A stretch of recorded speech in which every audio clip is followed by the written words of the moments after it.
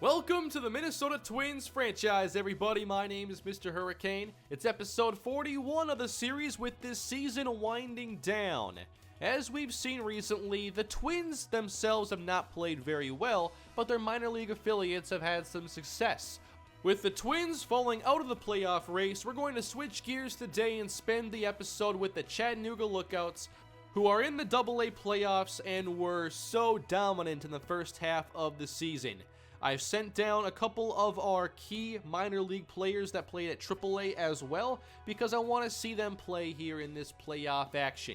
We have a lot of key players that could be a part of the series' future with the actual Twins, and today we'll get a glimpse of many of these players. The Lookouts have an incredible pitching staff, the bullpen is awesome, the starters are great, and I think that we have a really good future with players like Maxwell Fowler and Gary Tadano. We only have 2 players in the top 50 prospects, but I still feel like we have a very promising future. We spent a lot of this series talking about Maxwell Fowler, who was our #1 overall draft pick in the first year of the series. He's been really good all year, and so has Gary Tadano, who was our second pick in the second round. He is another young pitcher at only 19 years old. I hope that those two can be the leaders of our rotation moving into the future. With Willie Ordonez, Nick Gordon, Carlos Rodriguez, among others, I like this AA team a lot, and now let's get into the action here. The first game of a 5-game series against the Jackson Generals with Maxwell Fowler as our ace. Now, Fowler, like I've mentioned in the past, is not an overpowering pitcher. He's not going to get a ton of strikeouts, but he gets a lot of contact he can't do much with. He's a pitch-to-contact pitcher, and his whole game revolves around you just letting the defense make plays and not making them work too hard.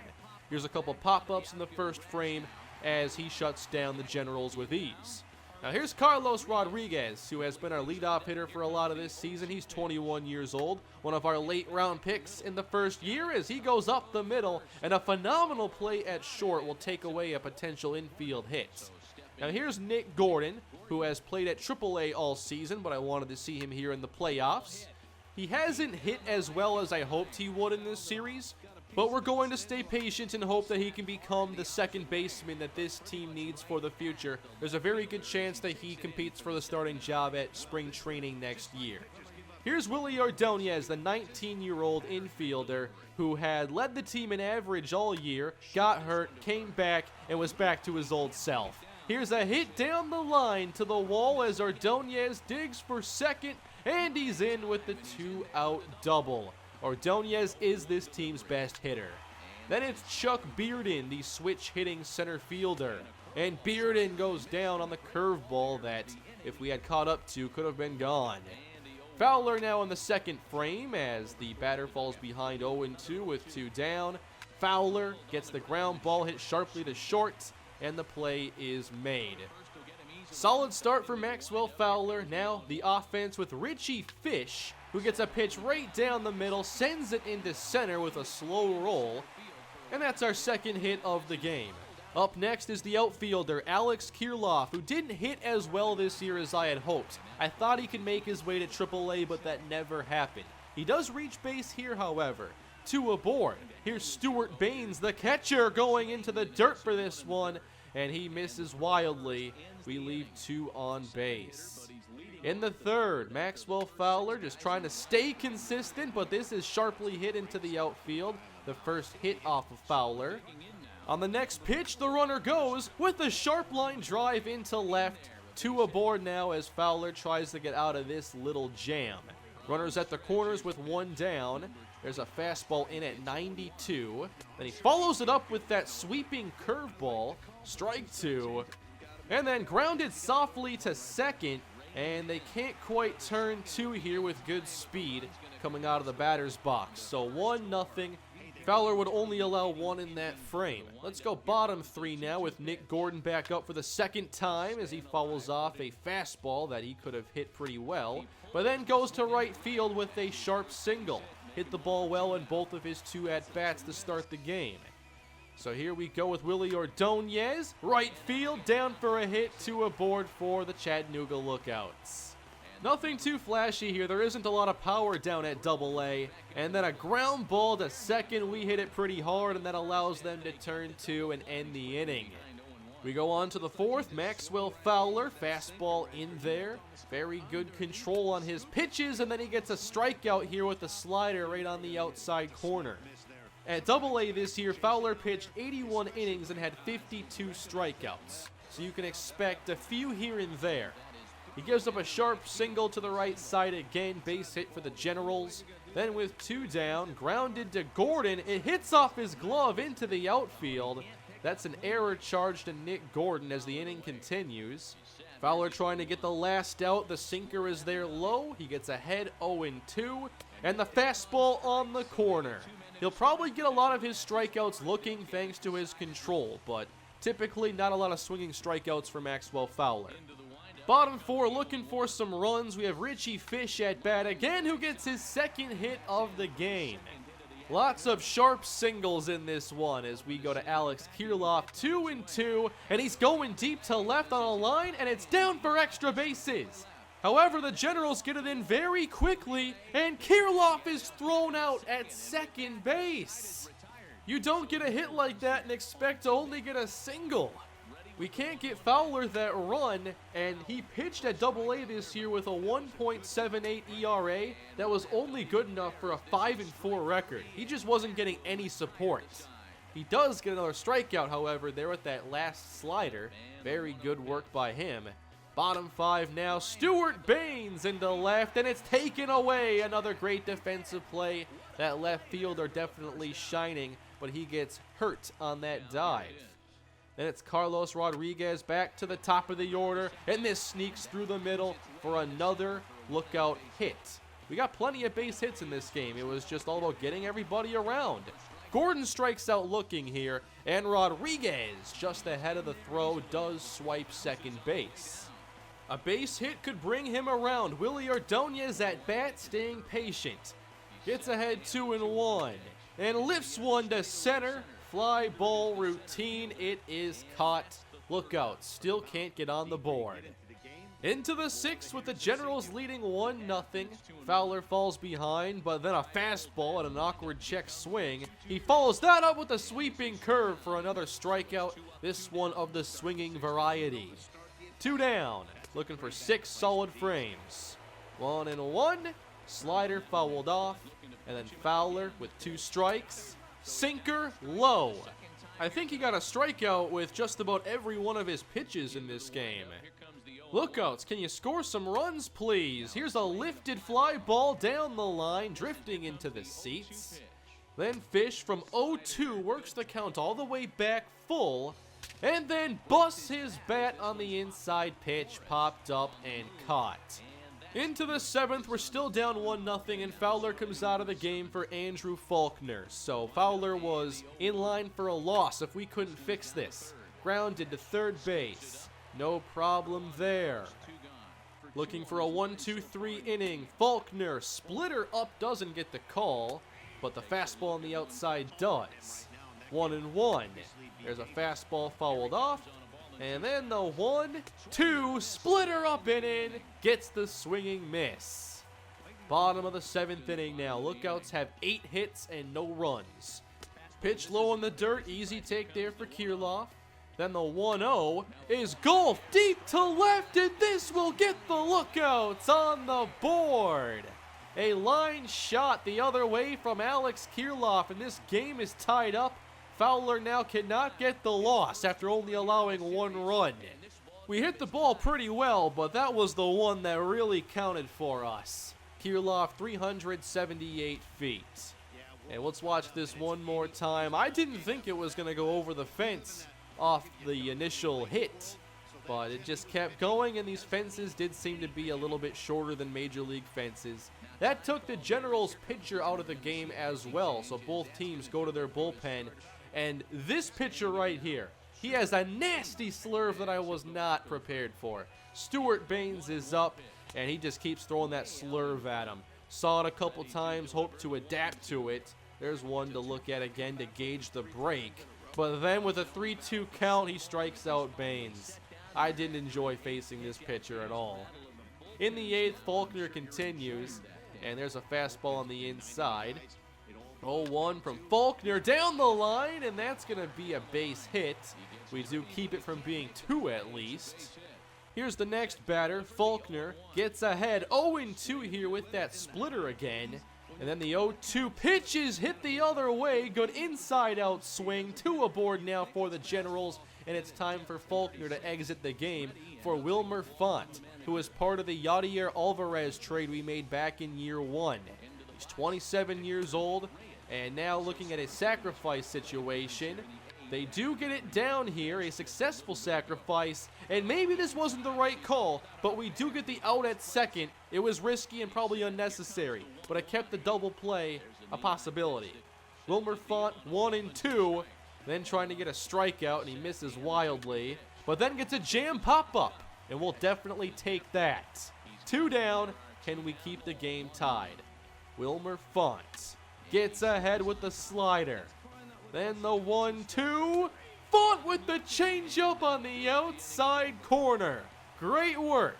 One of the best outings I've seen from Wilmer Font right there. Those were a couple really big outs, and it kept the game tied here in Game 1. So bottom 8 for the Lookouts, and Nick Gordon leads off for us. Ball's behind, but hits the 1-2 sharply over the shortstop's head into the left center gap.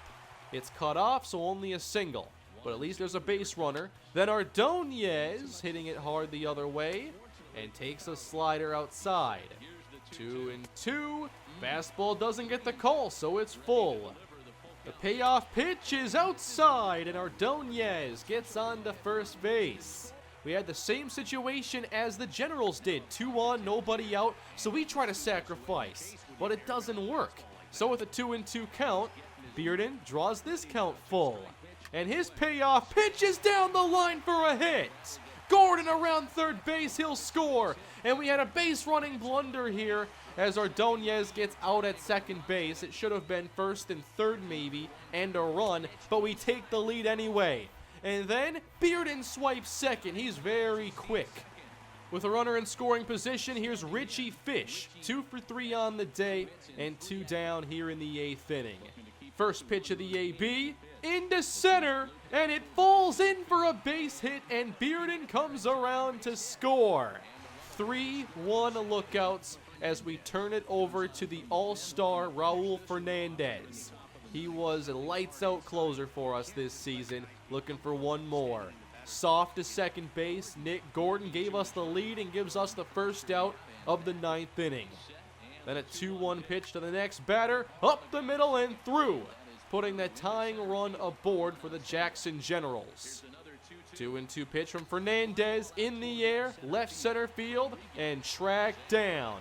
Just 1 out away from a Game 1 victory. Fernandez, 0-1, grounded to the right side. This game is over, and the Lookouts take the series lead 1-0. I thought it was a great game for us. We pitched well, we hit the ball well, but just didn't get the runs very early in the game. But at least we got them at the end. Wilmer Font gets the victory, Raul Fernandez gets the save, and the player of the game ended up being Alex Kirilloff with that game-tying solo home run.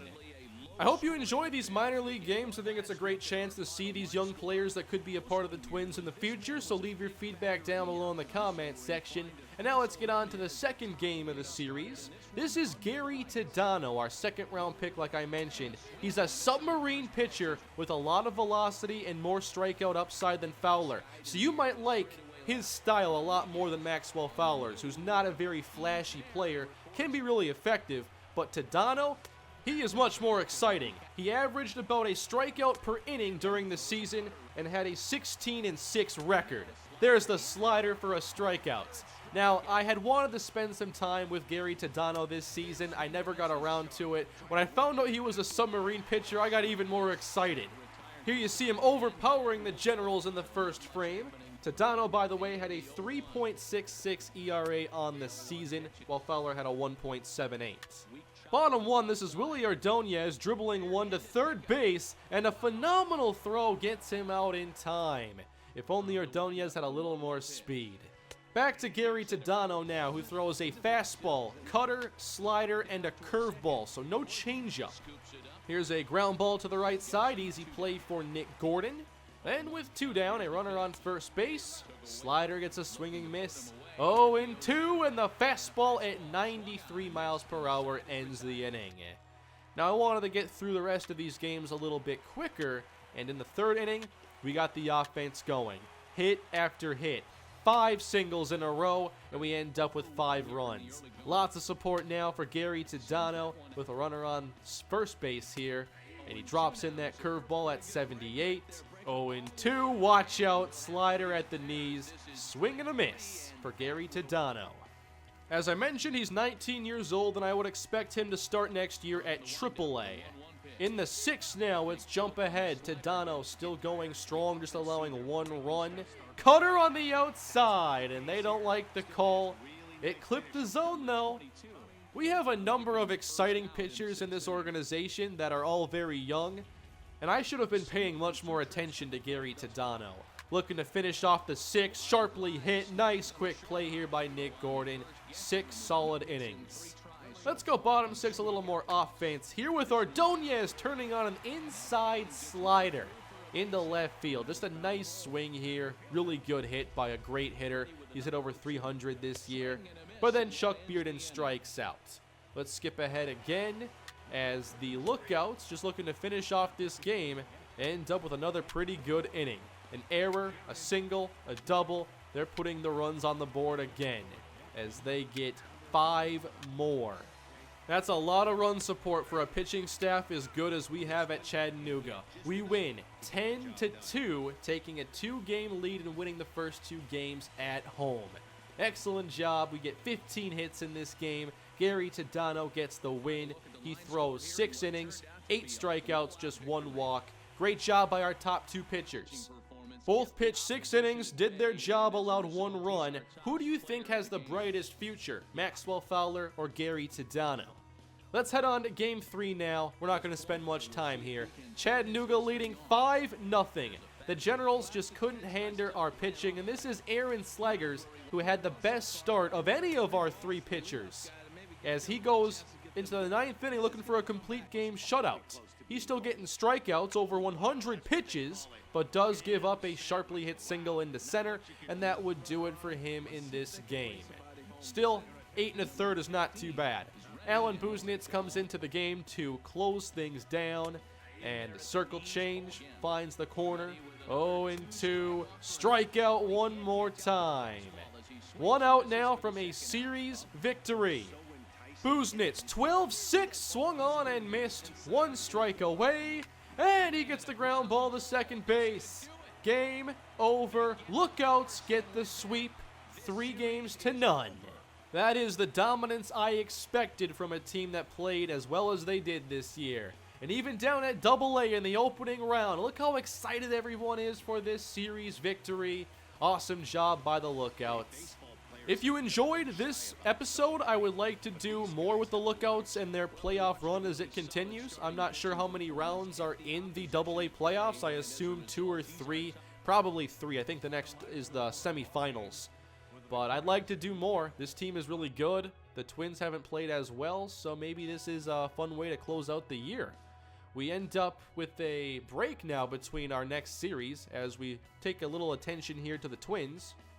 We continue this important homestand here. We had 10 straight games at home trying to get back in the playoff race. We did win series against the White Sox and the Padres, but lost to the Yankees. Ultimately, we gained a little bit of ground, but not much. We ended up 72-72 here, which has us 6 games out of the wild card hunt. So it's still possible, but I'm just not sure how possible it really is. It'll take a nice winning streak, I know that. Maybe there is still some excitement left in year 2 of the Minnesota Twins franchise. Here are the box scores from our 2 recent big victories with 22 hits, 16 runs, and a good outing from Yadier Alvarez. We win 16-2. Then against the Padres, we won a game 13-4 with home runs from Jason Castro and Byron Buxton. Good to see these wins here down the stretch, and we'll see if it's enough to help us get back into a possible wild card spot. But that's going to do it for this episode, everybody. Thank you for watching and supporting the Minnesota Twins franchise. Leave your feedback down below if you'd like to see the next series for the Lookouts in the next episode, or what it is you would like for next episode to be. Please drop a like, subscribe to the channel, and I will see you all in the next episode. Have a great day.